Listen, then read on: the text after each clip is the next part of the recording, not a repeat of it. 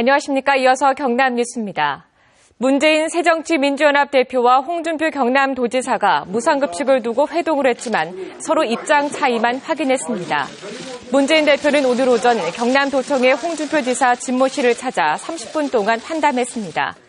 문 대표는 도지사나 도교육감의 소신과 상관없이 아이들이 급식에서 차별받으면 안 된다며 홍 지사와 박종훈 도교육감이 만나 해법을 찾아달라고 요청했습니다. 이에 대해 홍준표 지사는 교육 현장에서는 무상급식보다 중요한 게 학력 향상이고 도교육감과 만나는 것은 지난해 말 도의회에서 예산이 확정되기 전에 필요했던 것이라고 밝혔습니다. 새정치민주연합은 오늘 오전 창원 산업단지공단 동남지역본부에서 최고위원회를 열고 경남의 무상급식 중단에 따른 대책을 논의했습니다. 문재인 대표는 전국에서 경남만 무상급식이 중단될 처지에 놓였다며 학교급식법 개정안 제정에 노력하겠다고 말했습니다. 또 오영식 최고위원도 무상급식 중단은 예산의 문제가 아니라 홍 지사의 정치적 야욕 때문이라는 비판이 있다며 경상남도의 무상급식 지원 중단을 비판했습니다.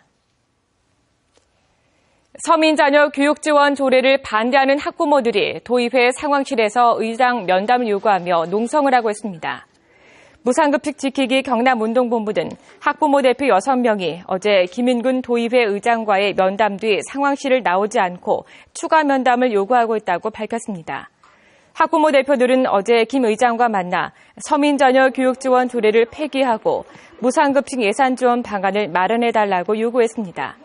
경남도의회는 내일 서민자녀 교육지원 조례안을 처리할 예정입니다.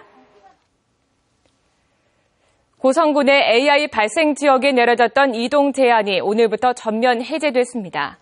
고성군은 가금류를 살처분한 날로부터 30일이 지나도록 발생 농장과 인근 농장에서 추가 신고가 없었고 10km 반경 예찰 지역 가금류 농가에 대한 혈청 검사와 임상 검사 결과 이상이 없는 것으로 확인돼 이 같은 조치를 내렸다고 밝혔습니다.